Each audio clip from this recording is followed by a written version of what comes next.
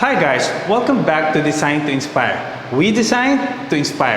To those who are new to our channel, Design to Inspire is all about architecture, construction, building materials, and lots of interior designs. So for today's episode, nandito tayo ngayon sa 1 Eastwood Tower here in Quezon City.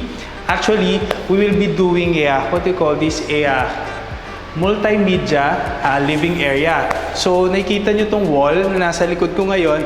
It's 3 meters by 2 meters.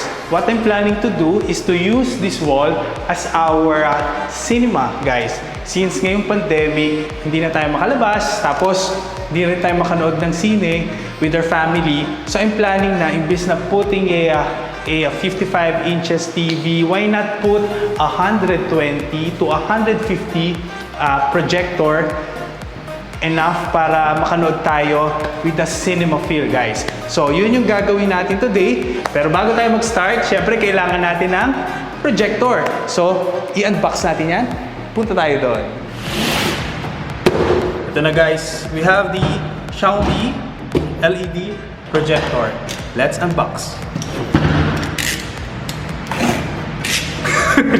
Then, ma-edit.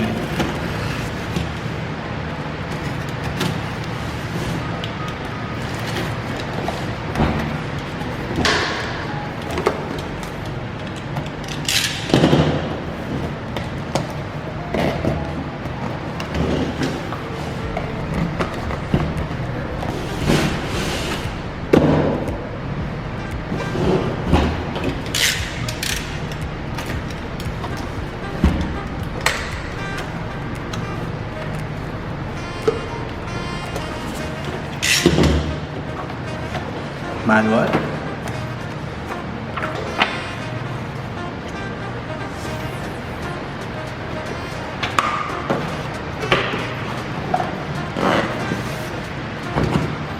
The remote control and the power supply. Netflix. Live. And power supply and the projector itself.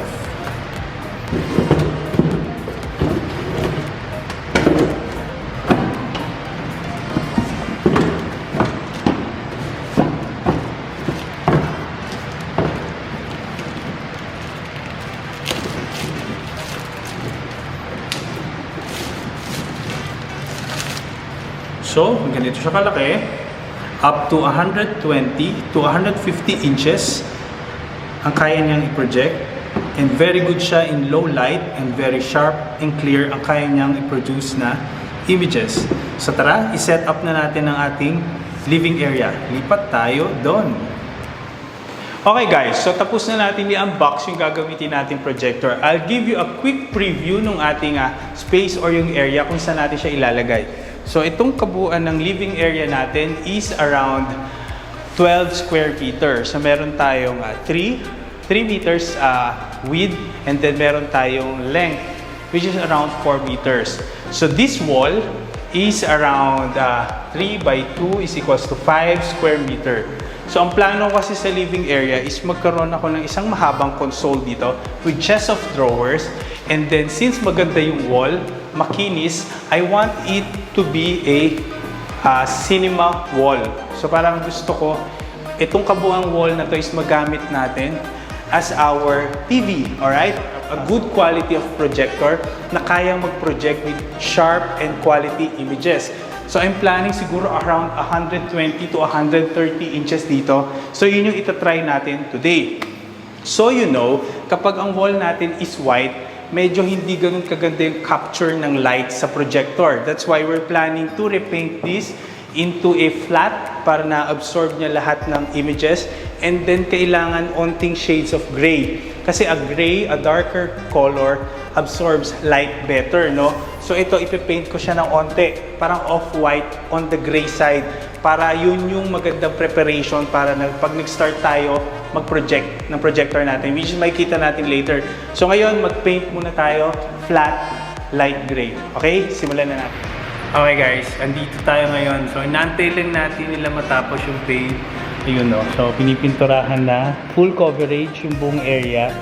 So that wall is around 6 square meter. It's 3 by 2. 3 yung length tapos yung 2 yung height. So ang ginamit nating paint dyan is flat. Kasi pag flat, wala siyang masyadong reflections. Hindi kasi maganda sa projector yung reflective yung wall. So, kung gagamit kayo, it's either flat, eggshell. Ang eggshell may onting ano pa rin yun eh.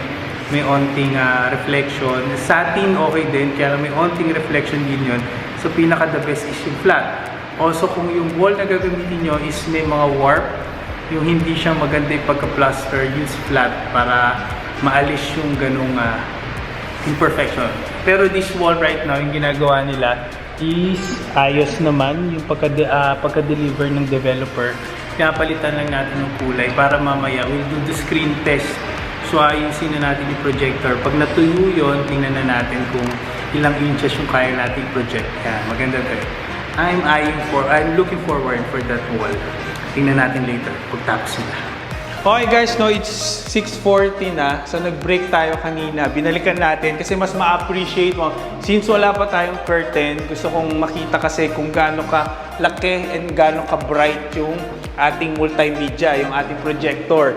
So susukatin natin siya later. So ngayon, na-paint na natin siya into matte finish, off-white on the gray side para mag-absorb ng projector light, no, hindi niya i-bounce. Tapos guys, ito pala i-share ko sa inyo. If you're doing some projector installation, you need one of these. This is a bracket. Yan, you can buy it sa mga hardware or online store. You need this to install. Lalagay mo sa ceiling, tapos nandito yung projector. And then you can also install it nandito naman sa wall, tapos nandiyan yung projector. So ngayon, ang gagawin na natin is i-on na natin yung projector. Pakita ko sa inyo kung gaano kalaki and gaano ka-sharp. And maganda to kasi para ka talaga may sinihan sa condominium unit mo guys. Hindi mo na kailangan lumabas. So i-on na natin. Okay guys, so ito yung projector natin ngayon. So magte-test shoot ako kasi gusto kong makita no, kung gaano kalaki ang kaya niya i-project dun sa wall. Kasi yung remaining part will be chest of drawers and console. Tapos gusto ko kasing i-align din yung ipapagawa kong sofa on this area para alam ko kung saan part nakalagay yung projector. Tara, i-power on na natin.